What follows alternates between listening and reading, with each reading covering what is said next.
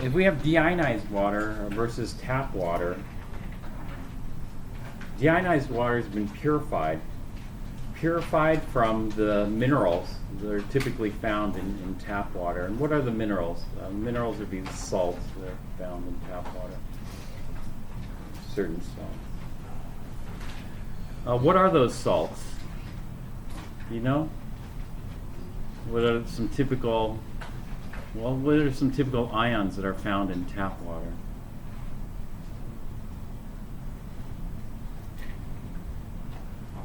Or if you drink mineral water, you know, what are the minerals that are found in mineral water?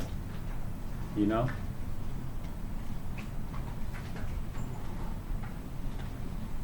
Well, for our tap water, actually we don't know exactly what minerals are in there.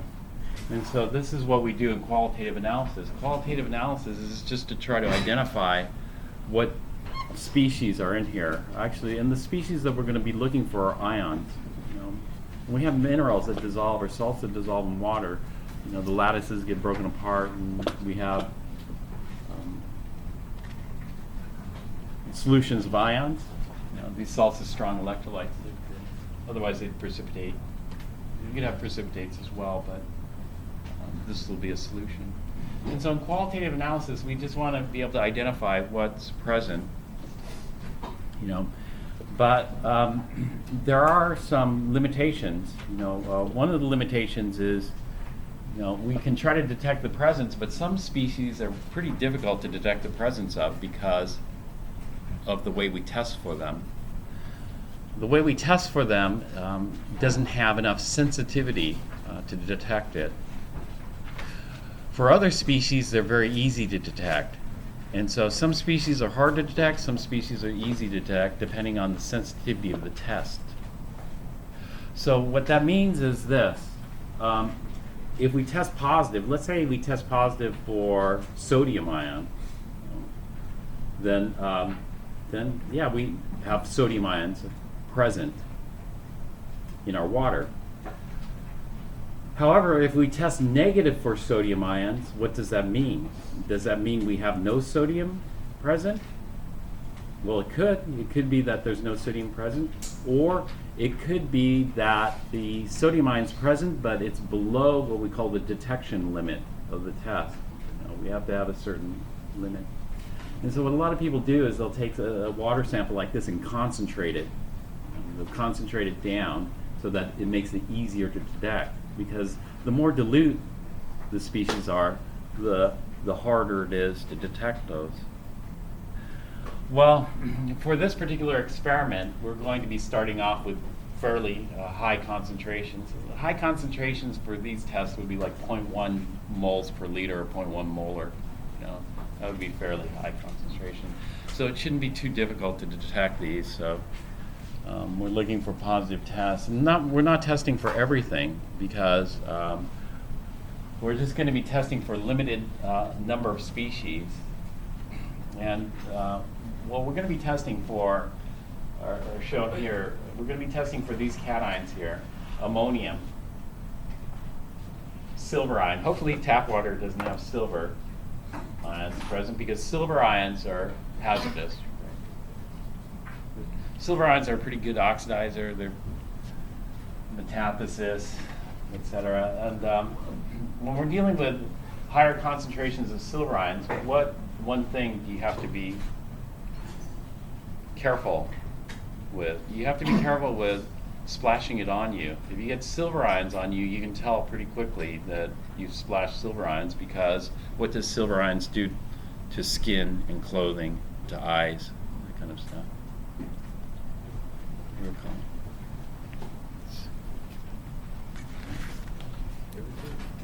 I'm sorry? It irritates, yeah. It'll cause a chemical burn. But it also stains things black.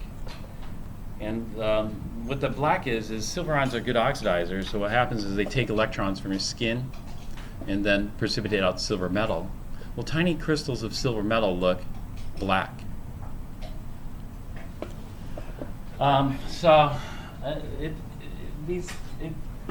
it's in the cells of your skin, so it's not so easy to wash off. And silver is also known as a heavy metal, like lead.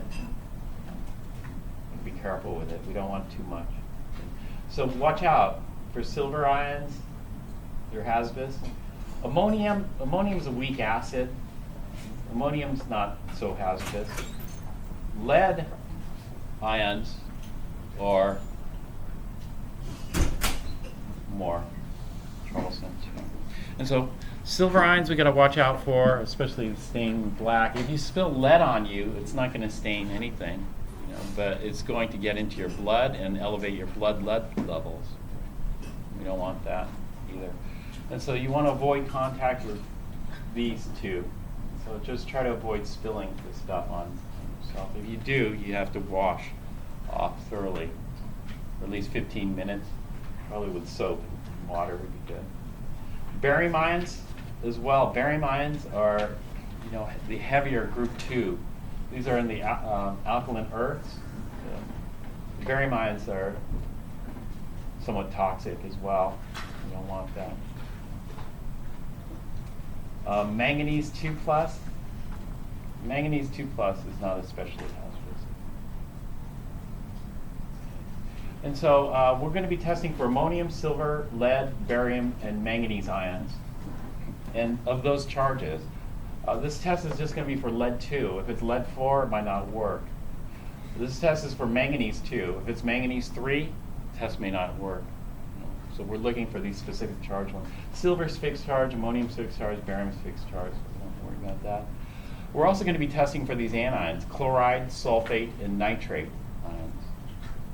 And so the way we do this is, our sample could contain all these ions. And so what we're going to do is we're going to do some tests for individual ions.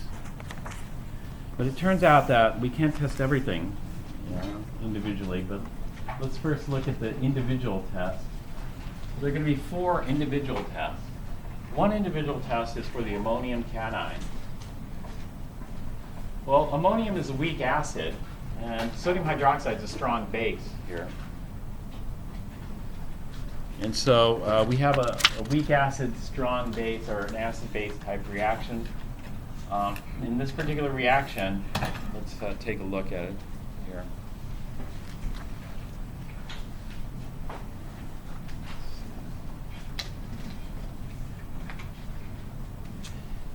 I'm going to take advantage of the chemical property of ammonium here. Acids are proton donors, bases are proton acceptors. So this is going to react with sodium hydroxide. Like this.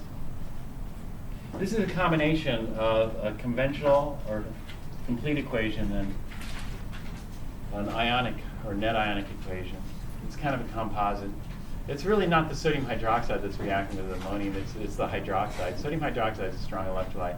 And so what we can say is that the reaction is going to be between the ammonium ions and the hydroxide from sodium hydroxide. And so the sodium hydroxide is going to supply the hydroxide to react. Sodium ions are a spectator in this case. So this is really the net ionic equation here. And what's going to form is hydrogen is going to be lost by ammonium to form ammonia and H2O liquid. And so in this case, we're going from a stronger acid, ammonium, to a weaker acid, water, or stronger base, hydroxide, to a weaker base, ammonia. So this driving force for this particular reaction here. All right. Well, it turns out that you're not going to see much happen here. You don't see much happen because ammonia is AQ. Ammonia is quite polar. It's got that trigonal pyramidal shape, and it's quite polar, so it stays dissolved in water. But what you can do is you can heat this up. And so if we heat this up, ammonia itself is actually a gas. And so if we heat this up, the ammonia will be driven off as a gas. So I'll have this up arrow here saying the ammonia is going to be evolved as a gas.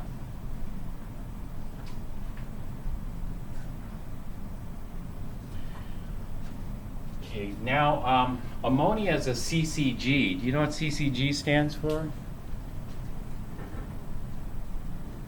Clear colorless gas. And so we have different ways of detecting what kind of gas we have. For example, do you know how to detect CO2 gas?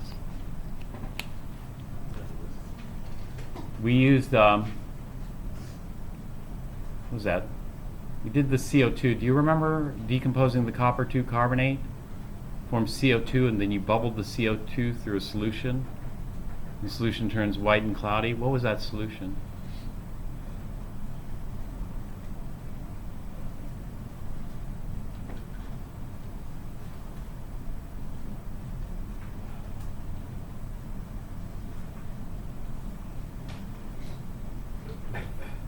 That solution was a solution of what we call lime water or calcium hydroxide. The lime water reacted with the CO2 to form calcium carbonate. So that was a test for CO2. Then we did a test for hydrogen. You remember hydrogen, CO2 and hydrogen, you can't see the difference because both of them are CCG. What does CCG stand for? Clear colorless gas, so they look identical, but we can test their chemical. Like CO2 doesn't behave the same as hydrogen gas. Hydrogen did what? How did you detect hydrogen? With a match. With a match, and it ignited with air. And so the way we test for ammonia is this. Ammonia is a weak base. And so hydrogen gas is not a base. CO2 is an acid. Talked about that before. Ammonia is a base.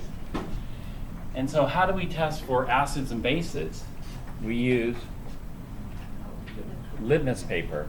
Right. And so what we're going to do is we're going to stick a piece. This is going to be a watch glass here, on the bottom. And on the bottom, we're going to stick a wet piece of, what color should we use? Red or blue? No, we should use red litmus paper here. Because if a base hits red litmus paper, what's going to happen? It's going to turn blue. And so what we need to do is we need to make sure that it's just the gas. Because we don't want any of this, we're adding excess hydroxide here. So if we add excess hydroxide, the hydroxide obviously can turn red litmus blue, but we don't want any of this hydroxide, AQ, going up and splashing on our red litmus. So this is why we're going to, here, this is going to be wet. So use some deionized water, wet this, and then stick it to the bottom. And it should stick on the ceiling of this, you know, this, what we're going to do is we're going to put that on there. And so I'm going to cover the beaker with this watch glass and seal in the gas in here. And then I'm going to let the gas come in and then slowly interact with the litmus paper. And so what should happen is this. I should get red litmus to turn blue. And the reaction for this, so I'm going to write like this. Litmus, red litmus is like an acid. It is an acid actually. And so I'm going to write a hydrogen in here and just call it LIT. I'm not going to write the full formula for this. When ammonia hits that red litmus, the ammonia is a base. So ammonia is going to take the hydrogen away from the litmus. And so we're going to be left with a litmus anion, which is going to be blue. Litmus anion. And then it's going to convert the ammonia, which was a gas, it's going to convert that into ammonium, which is going to be aqueous now, because the ammonium is going to be stuck on that litmus paper there. So what we've got to do is we got to just seal in the gas and let the gas rise up and then hit the red litmus, and the red litmus should gradually turn to blue. Hydrogen gas won't do this, because hydrogen gas is not an acid, even though it begins with an H. It's not a base. CO2 gas wouldn't do this. CO2 gas could potentially turn blue litmus red, but you know, since CO2 is acidic, red stays red. And so that would be the test. You know, what we're going to do is we're going to get a small sample. Now, how much sample do we need? We're going to use about 3 milliliters of this. When we use about 3 milliliters of this, then that should be enough. And then how much hydroxide do we add? Well, this one, we don't have to precisely measure these things out. And so when we do this particular test, we can see how much hydroxide we're going to use here in the procedure section here.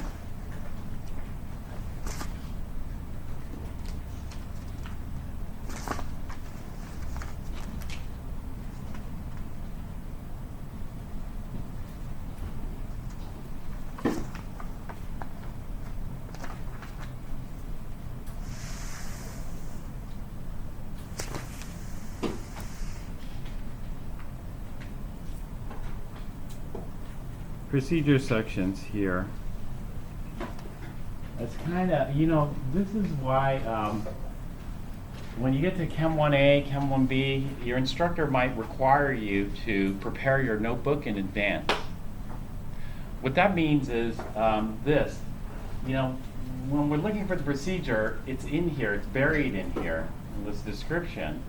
But when you're in lab, you don't want to waste a lot of time looking for the procedure. You want to have read through it, and so what you do is you just rewrite it in a more compact form in your lab notebook so you can do the lab quickly. And so what I do when I do my procedure is I do something simple like this. You know, I would do just show this and then show 3 mils of known. We're doing the known first. The known has everything in it. The unknown might have everything, it might not. But we know for sure the known does. And so we have 3 milliliters of known solution. And then how much sodium hydroxide do we add to that? Well, we're going to add in a 100 milliliter beaker. So, you know, what I would do is I do it pictorially. So I do a 100 milliliter beaker. And then I'm going to add 3 milliliters of 6 molar NaOH. So to this, we add 3 milliliters of 6M NaOH. And so what I would do is I wouldn't write it verbatim. When I prep my lab notebook, I just do little drawings like this to tell me what to do, so I can do it quickly. Does that make sense? And so you might think about doing something like that as well. And then, you know, red litmus, etc. And so here, look at pour 3 milliliters of cation mixture into 100 milliliter beaker, add 3 milliliters of 6 molar sodium hydroxide, and quickly cover with the watch glass. Okay, the watch glass has to be prepped. And where do they tell you the prep? Somewhere up there they can tell you the prep of the watch glass. You know, so just get a wet piece of red litmus and stick it on the underside of a watch glass. That's it. And then what are you looking for? We're looking for the red litmus to turn blue. If the red litmus turns blue, then we say that's a positive test for ammonium. If the red litmus stays red, even after a long period of time, then we say we have a negative test for ammonium. You should have a positive test because the known solution contains everything. And so if you don't get a positive test here, something's wrong. Now, there are going to be some other clues because when we add hydroxide, you know, most hydroxides are soluble or most hydroxides are insoluble. Most hydroxides are insoluble. And so what that means is this. It means like silver hydroxide will precipitate. Lead 2 hydroxide precipitates. Barium hydroxide won't. And manganese hydroxide precipitates. You know, hydroxides are all soluble except group 1, ammonium, calcium, strontium, barium. And so we're also going to get some precipitates in this because there's going to be a mixture of stuff. This just doesn't contain ammonium. It contains other things as well, and those other things like hydroxide ions. Here. And what are the other things that like hydroxide ions? Well, these are going to be some of the precipitates that we're going to generate here.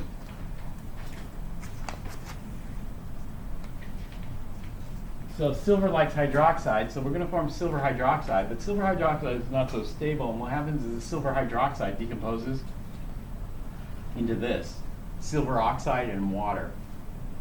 So that's what we end up with. Lead 2 hydroxide is stable, so lead ions like hydroxide, it's going to form lead 2 hydroxide. Manganese 2 hydroxide, stable as well. It's just the silver hydroxide, it's a little bit unstable and decomposes into silver oxide, which is more stable. And so, well, those are going to be different colors, actually. And so let's take a look at some of the colors of these precipitates. And so some of the precipitates you're going to notice on here is dark brown, black PPT of silver oxide, a white PPT of lead 2 hydroxide, and a brown PPT of manganese 2 hydroxide. But it's all mixed up because you have all of them, so it's going to look brown. You know, it's just a mixture of it, but you might be able to see the individual precipitates. All right, the ammonium test is a short test that can be done at any time. And so I don't recommend doing this lab in order. You know, if you do it in order, you do the ammonium test first. We could do the ammonium test anytime when we have a break with other stuff. Some of the other tests are much more involved. So we should do those first. We're also going to test for anions. Like here, if we have chloride, sulfate, nitrate, what cation likes chloride, for example? In this case, what cation likes chloride is silver ions. You know, chlorides are all soluble except silver, lead, and mercury. And so silver likes chloride. Silver also likes sulfate, but that's not as sensitive, you know, as far as the precipitate goes. And so we have to have lots. And so most likely we won't get enough for a precipitate here. And so the only thing that should precipitate is the chloride, because silver and nitrate don't precipitate. All nitrates are soluble. And so we end up with a white PPT here. And so we can test for chloride by adding some silver nitrate. Watch out for the silver nitrate, it's hazardous. Watch out for the sodium hydroxide, that's hazardous as well. So that's a test. So if we get a white PPT, that's a positive test for chloride present in the anion mixture. We have two separate knowns. We have the cation mixture and we have the anion mixture. And so just be aware of that. For these tests, we're going to be using the anion mixture. Anion mixture is in a bottle back there. The cation mixture I think you have to get from the stockroom. I don't think they put it in the bottle over there. And so we need a sample for that. Okay, then we're done. White PPT, positive test. No PPT, then, if there's no PPT, then what I typically do is add more silver nitrate just to make sure. You know, they're going to tell you to add a certain amount, but we can go over that amount just to make absolutely sure. And just don't spill it on your fingers. Over here, we're going to do another precipitation test for sulfate. You know, barium. Barium won't precipitate with chloride, it won't precipitate with nitrate, but it precipitates with sulfate. And so if we add barium nitrate here, we'll get a white PPT of barium sulfate. And so that would be a positive test for sulfate. Nitrate, nothing precipitates with nitrate, so we aren't going to do a metathesis type precipitation. What we're going to do is a redox reaction for nitrate. The redox reaction is going to be this. Nitrate in acid is going to be the oxidizer. Iron 2 is going to be the reducer. And so the nitrate in acid gets reduced or oxidizes iron 2. And what that does is it forms nitrogen monoxide. And then we're going to add lots of extra iron 2. Iron 2 is green. Iron 3 is going to be yellow. And so you'll see the green color kind of disappear, but we need to add lots of excess iron 2 sulfate. And that excess iron 2 will react with the nitrogen monoxide or nitric oxide that's generated and form a brown layer. It's not a precipitate, it just is this brown, dark brown layer at the interface. It turns out sulfuric acid is like syrup. Sulfuric acid causes severe burns. And so you have to be careful with the sulfuric acid, especially the sulfuric acid we're using. What we're using is something called concentrated sulfuric acid. And concentrated sulfuric acid can cause third-degree burns on your skin. And so we got to be very careful. And when concentrated sulfuric acid comes into contact with water, it gets very hot, you know. And so we have to be very careful. So for example, if we had concentrated sulfuric acid in a test tube and we add water to it, that water will superheat into steam and splatter. And so in the past what's happened is people get it mixed up, you know. People get it mixed up. And so you can, well, here we have to, this one's a bit tricky because we are going to have to violate our, or actually, do we violate? What's the safety rule regarding, do we add the water to the acid or do we add the acid to the water? Or does it matter? We add the acid to the water. What was that called? It was called double A. Always, triple A it should be. Triple A, always add acids. Well, we didn't do that in the titration. Remember in the titration, what did we add? We added the base. But you know, the concentrations weren't that high in the titration. But the concentrations here are kind of dangerous, so we have to be very careful with this. Not only that, since it does get very hot, I'm going to have to demo this one, but this is going to be for the nitrate test.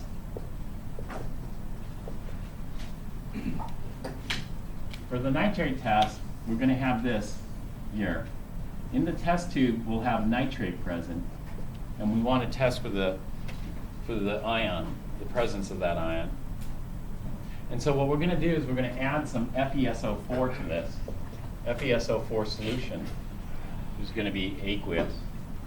And so how much FeSO4 do we add? So we're going to start off with about 3 milliliters of this and then add the FeSO4.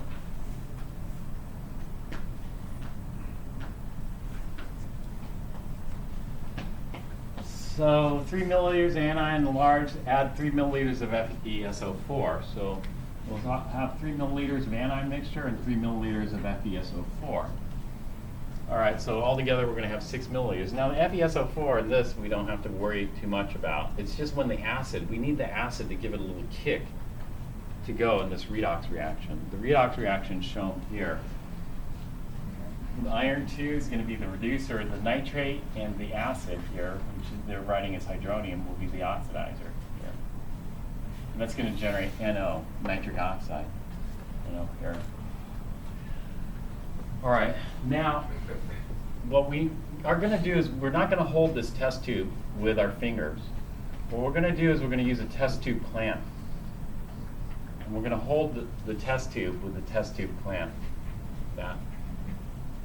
And so what you'll do is you'll go to our concentrated sulfuric acid. You're not going to bring the concentrated sulfuric acid to your station. The concentrated sulfuric acid is going to stay in the hood over there. And the concentrated sulfuric acid is on an auto dispenser.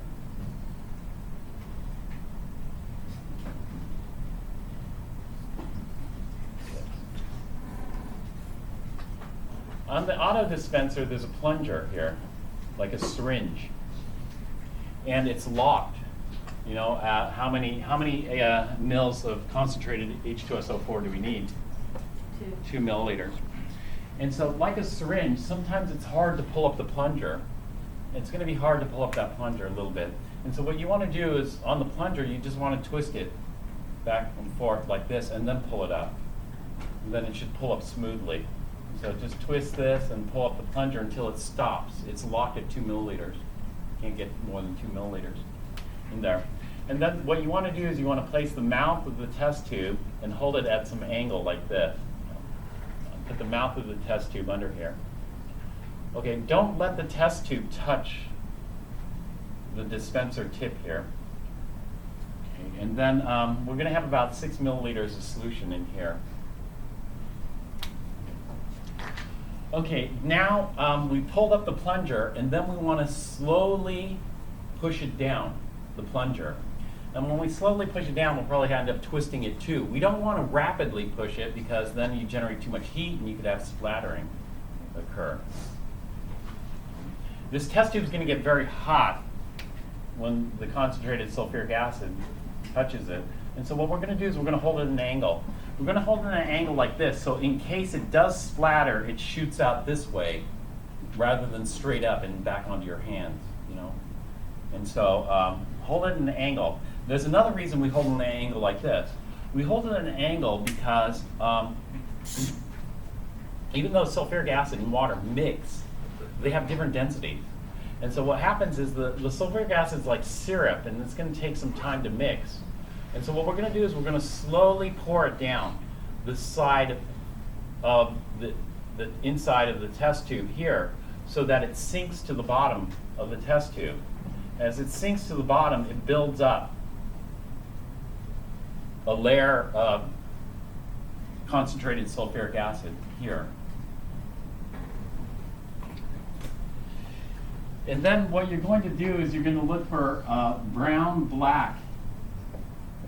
Brown, I shouldn't have used brown here. Look for a brown, black layer at the interface. At the border between the concentrated sulfuric acid and the solution, that border should turn brown black because that's where the reaction's happening. The reaction is going to be happening as the acid comes into contact with this. As the acid comes into contact with this, then we're going to have this redox reaction occur here. Okay, so if we get a brown-black layer here, and it's not a precipitate, it's just a liquid layer, then that's a positive test for nitrate.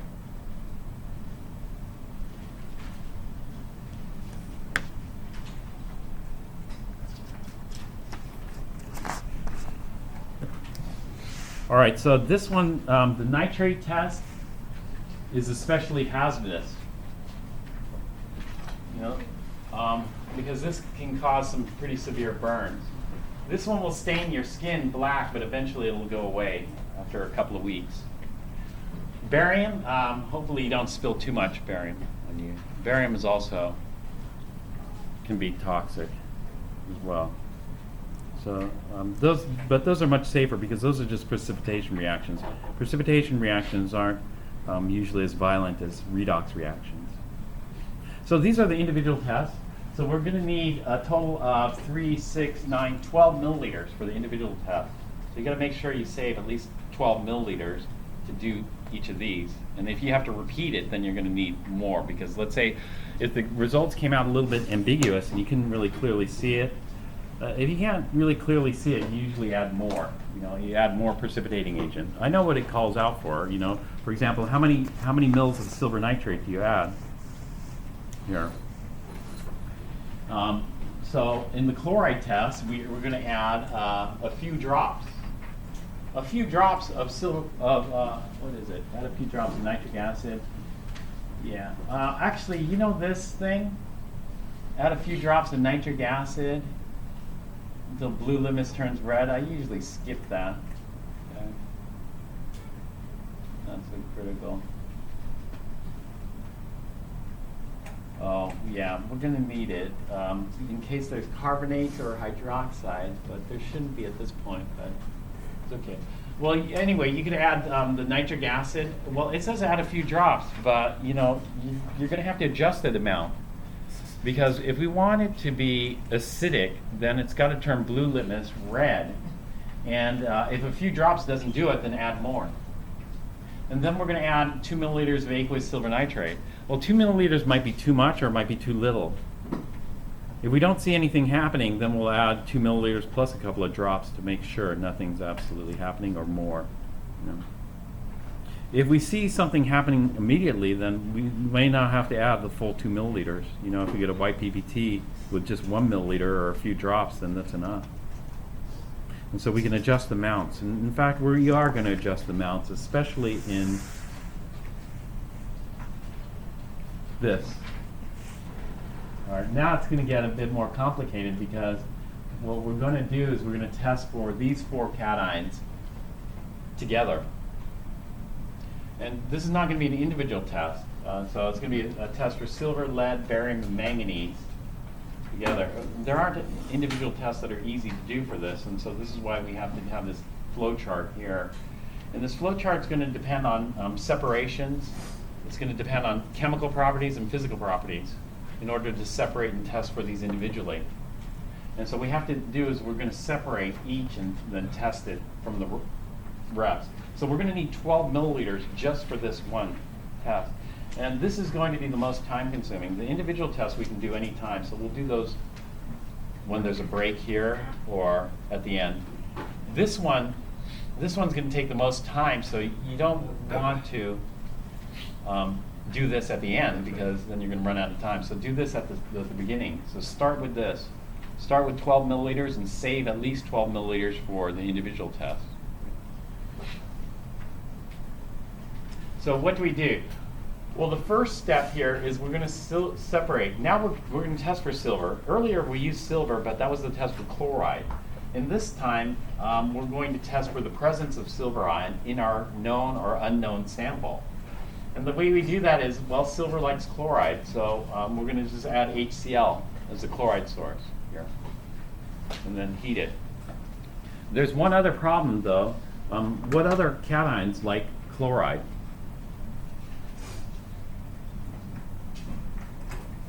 Well, chlorides, bromides, and iodides are all soluble except for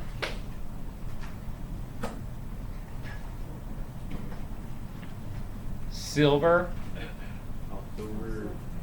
lead, and mercury.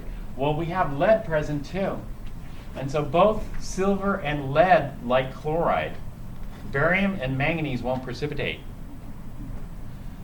And so what would happen here is both silver and lead will precipitate. So we don't want both to precipitate because both of those are white precipitates and we can't tell the difference. And so how do we prevent one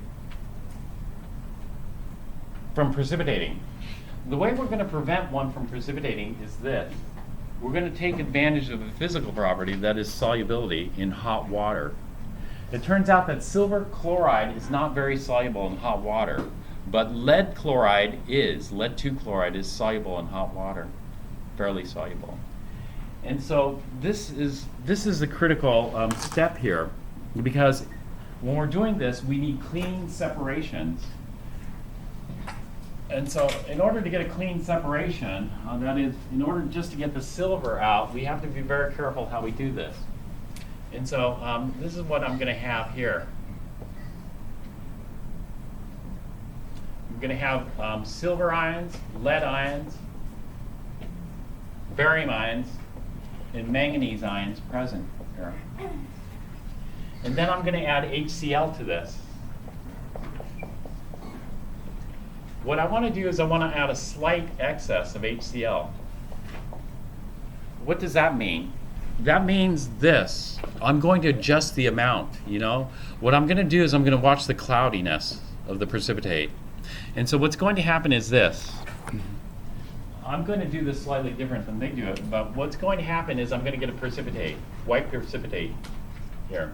And the white precipitate is going to be silver ions like chloride ions to form silver chloride, and lead ions like chloride ions to form lead 2 chloride.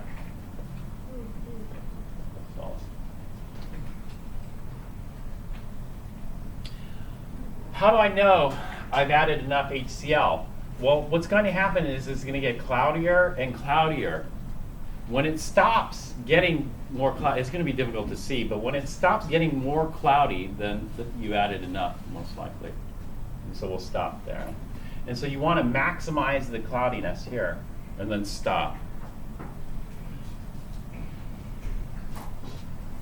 All right, but add at least the amount that they recommend there. And then what we need to do is we need to separate out the lead. The way we're going to separate out the lead is heat it. If we heat it, then the lead 2 chloride will go to lead 2 chloride AQ. That is, if we heat this, the lead precipitate should dissolve here, and then that should just leave us with the silver chloride precipitate as a solid here. But to make sure that happens, when you try to dissolve let's say anything, let's say you're trying to dissolve sugar cubes. Do they dissolve instantly? No. What do you have to do to get the sugar cubes to dissolve? You typically have to break it up and stir it. And so what we're going to do here is we're going to get our stirring rod and then just try to crush up, the precipitate as much as possible to get the lead to all dissolve. But how do you know all the lead has dissolved? You don't, and so you don't know if all the lead is dissolved. You're just, so what you're going to do is you're just going to just follow the procedure here and stir it and then do the best we can. So once we do that, then we want to filter this hot. And so let's say what we have is we have success. That is, the silver chloride stayed solid, but the lead 2 chloride dissolved as aqueous here. And then we have the barium ions and the manganese ions still here. Okay, so what we're going to do is we're going to separate out the silver chloride by filtering it with a piece of filter paper and a funnel. Did I show you the using filter paper? No? Okay. Let me show you that.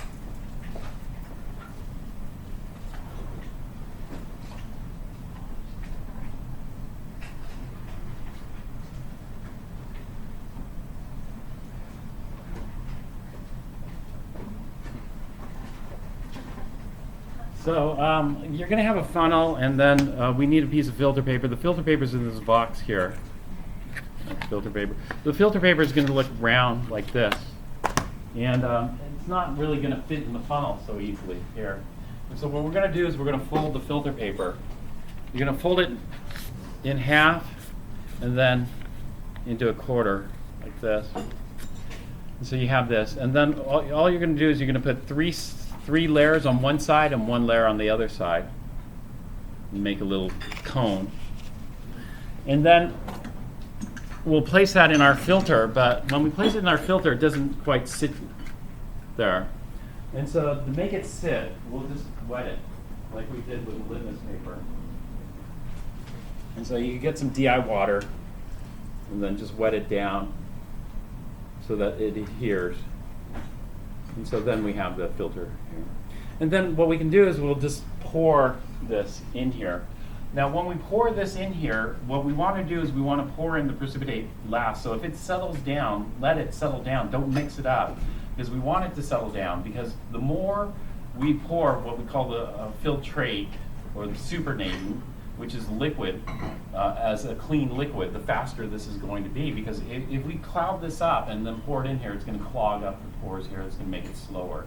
So we want to be able to do this. What's going to happen is the filter paper is going to be cold, and the filter is going to be cold. And then we're going to collect this into a test tube or beaker, and we don't want to lose any of it. So normally we just set it up like this.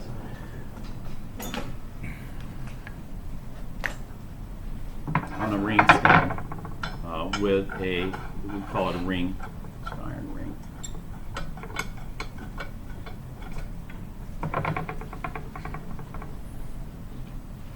Let's see.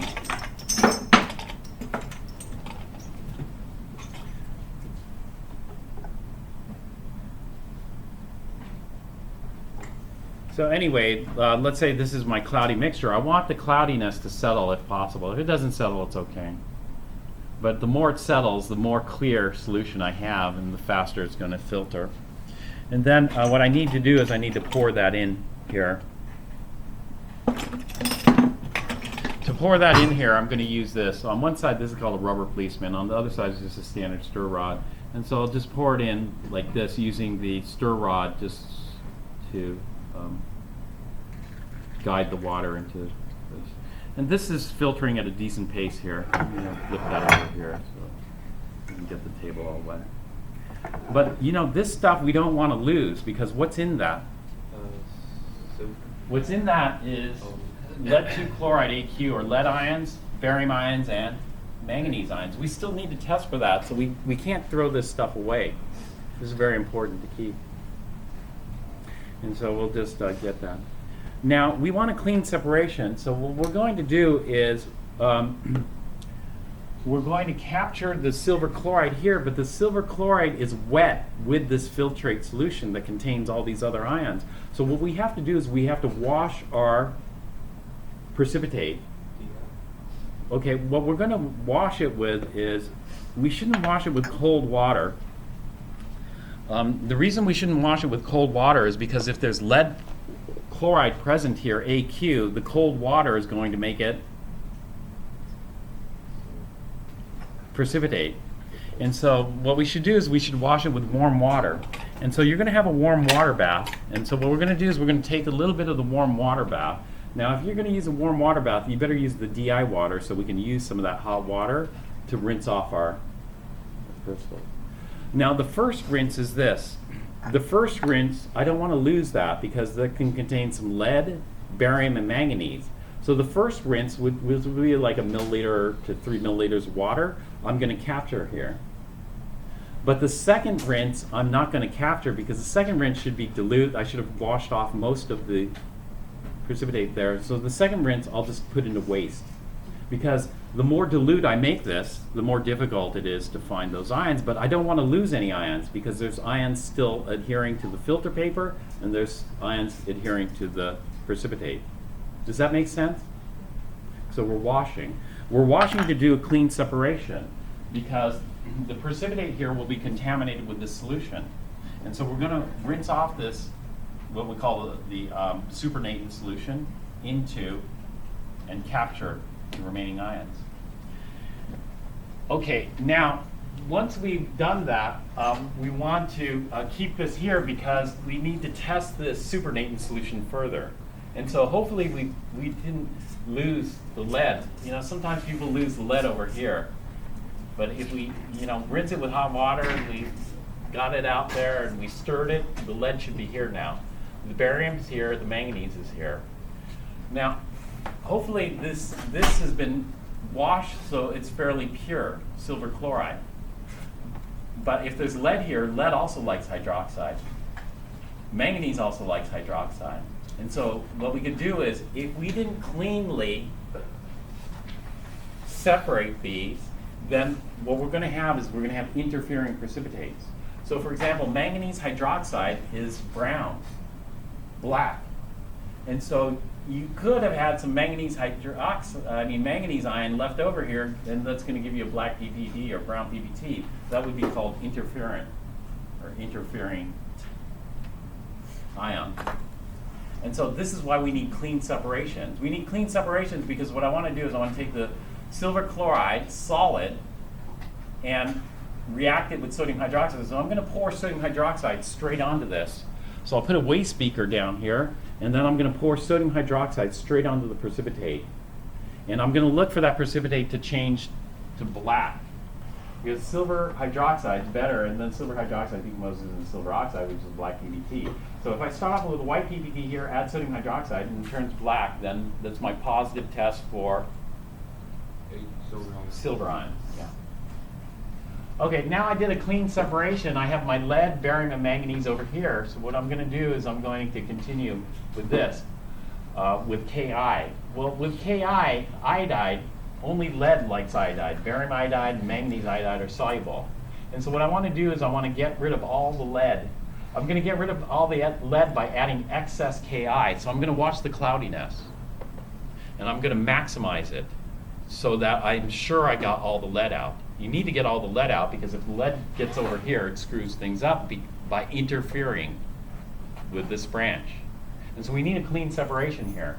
And so I'm going to add enough Ki to precipitate out the lead and then some. And so I should get a yellow PBT.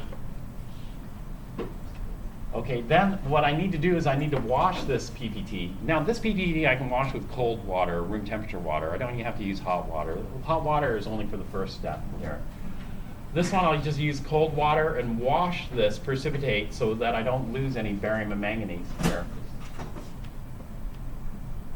And then once I get my barium and manganese here, then I'm going to try to separate out the barium. Barium likes sulfate, manganese doesn't. And so I'm just going to precipitate out barium with sulfate to get this white PPT here. And then wash this PPT a little bit to make sure we didn't lose much manganese. It's always the first wash we keep, the second wash, third wash, discard. This one we don't have to wash because we aren't doing much. This one we don't have to wash much either, so it's just the first wash to capture any ions that we might have lost.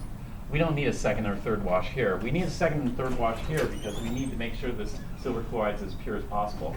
What's going on here?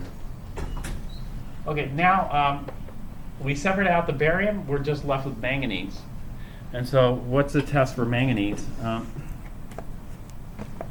The test for manganese is, the first one is we're going to add hydroxide. Manganese likes hydroxide. It's going to make brown PPT here. And the second test for manganese is this. We're going to take this brown PPT, and then this is called a confirmatory test because, stopping here should be clear indication. But this confirmation test just gives us additional evidence that this is manganese. And so what we're going to use is we're going to use nitric acid and sodium bismutate. Nitric acid is a powerful oxidizer. Nitric acid will stain your skin yellow, but sodium bismutate is an even more powerful oxidizer. So you have to be very careful with this stuff here. And so the sodium bismutate is a solid. And so sodium bismutate is very dangerous. I'm going to put the sodium bismutate in the hood, so don't spill solid sodium bismutate on yourself, and it's a fine powder. Don't create an aerosol and inhale it. It's going to permanently damage your lungs. And so it's a powerful oxidizer. So we don't want that. And if you get lots of sodium bismutate, you're going to get what do they call it when liquid fills up your lungs. You know what they call it? Yeah. So anyway, we just be careful with this. Sometimes I see people and they got sodium bismutate, they're spilling it over everywhere, it's all over the counter, and they're treating it like sugar, or they're treating it like flour. The stuff is nasty, and you should treat it with respect. And so that's all. And so we add the sodium bismutate. This sodium bismutate powerful oxidizer is going to oxidize manganese from manganese +2 to manganese +7 here in permanganate. So permanganate is a purple liquid. It looks like grape juice. And so we should get a grape juice looking solution from this. So this is hazardous here. Concentrated sulfuric acid, hazardous. Sodium bismutate, hazardous. Nitric acid, hazardous. Silver nitrate, hazardous. Sodium hydroxide, hazardous. All right, are there any questions on this? Okay, you can work with a partner for this. Then